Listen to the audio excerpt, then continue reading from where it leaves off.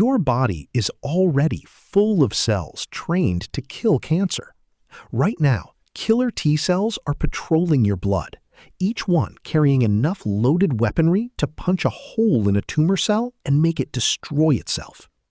And most of them will drift right past a cancer cell and do absolutely nothing. The weapon was never the problem. The problem is aiming. A killer T cell only attacks what it recognizes, and cancer grows out of your own cells.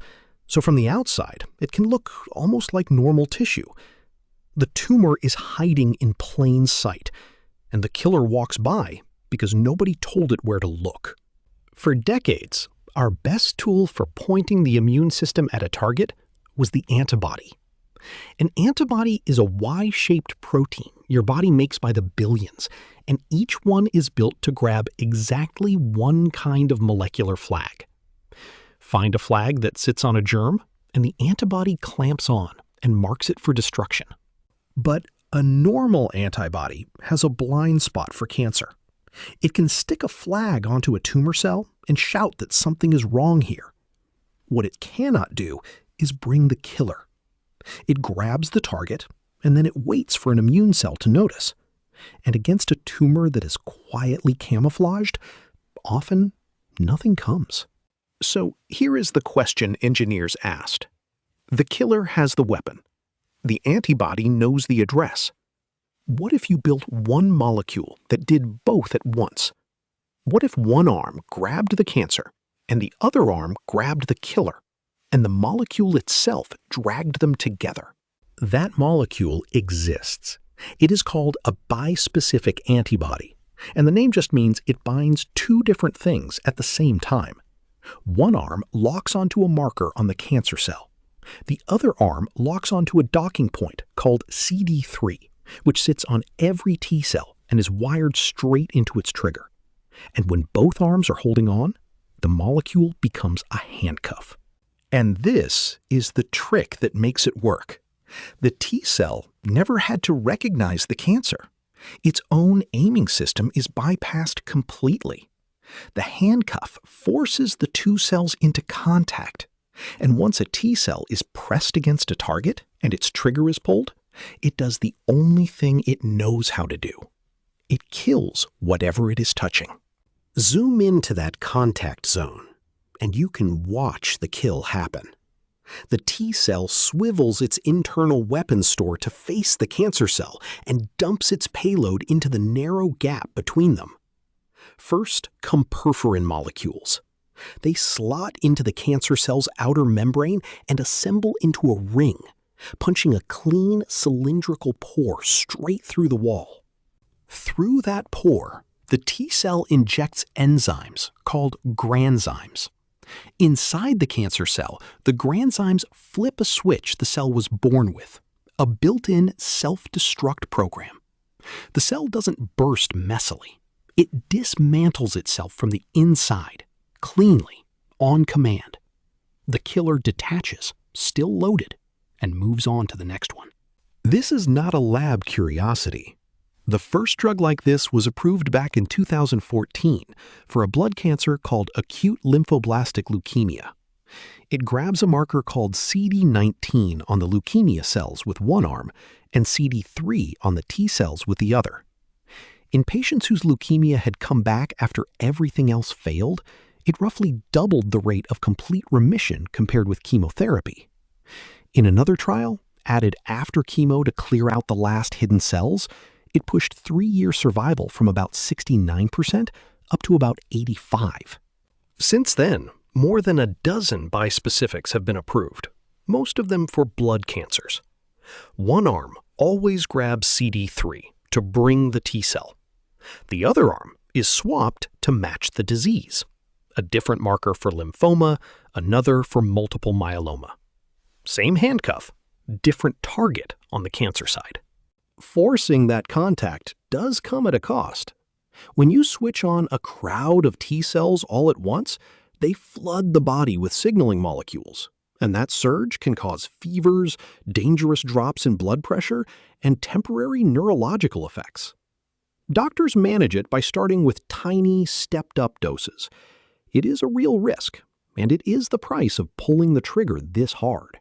There is another cancer therapy that also weaponizes T cells, and you have probably heard of it: CAR T. The comparison is worth a minute because it explains why bispecifics matter so much. With CAR T, doctors pull a patient's own T cells out of their body, re-engineer them in a lab to recognize the cancer, grow them by the millions, and infuse them back. It can work astonishingly well, but it is custom built for one person and takes weeks. A bispecific antibody skips all of that.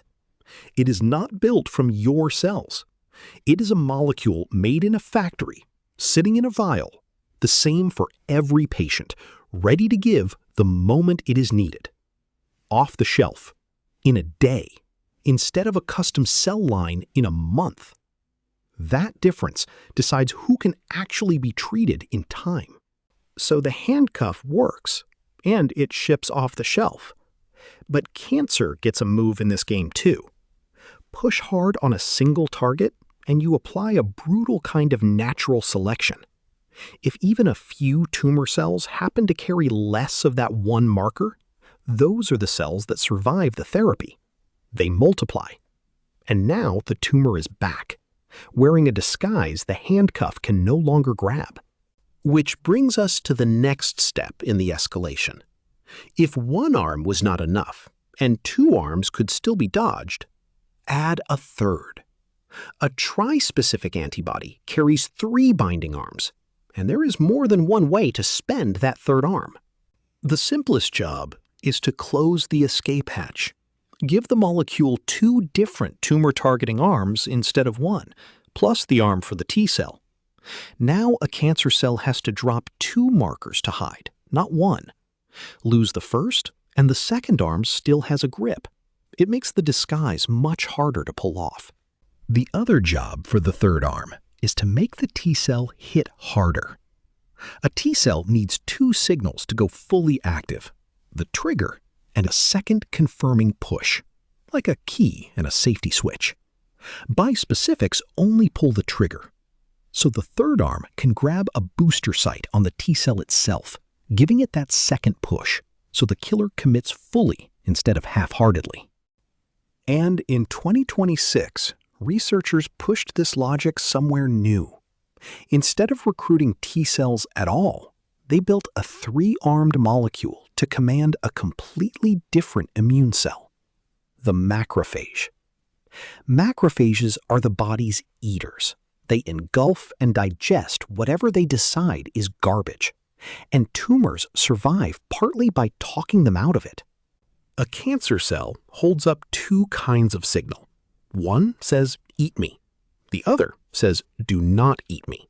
And the tumor blasts that "don't eat" signal loudly through a molecule that grips a receiver on the macrophage called SIRPα. As long as that "don't eat" signal is louder than the "eat" signal, the macrophage backs off. The tumor is winning an argument.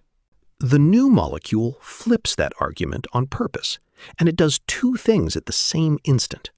One arm holds the tumor. A second arm jams the "don't eat" signal, blocking SIRPα so the macrophage stops hearing it. And a third arm actively switches on an "eat me" receiver called LRP1. Silence the stop signal and press the go signal together, and the macrophage flips from ignoring the tumor to devouring it. That last molecule is still early. It has cleared cancer in mice, with the instructions delivered as genetic code wrapped in tiny fat bubbles, and it has not yet been proven in people. It matters because solid tumors, the lumps that make up most human cancer, have mostly resisted these therapies, and turning the body's eaters loose inside them is a genuinely new line of attack. Step back, and the whole story is one shape, growing an arm at a time. One arm could only point. 2 arms could force a kill, and that alone rebuilt the odds for people out of options. A third arm can close the escape route, or push the killer harder, or hand the whole job to a different cell entirely. Each new arm is an answer to exactly how the cancer beat the last one. The immune system always had the weapon. We are still learning how to put it in the right hands.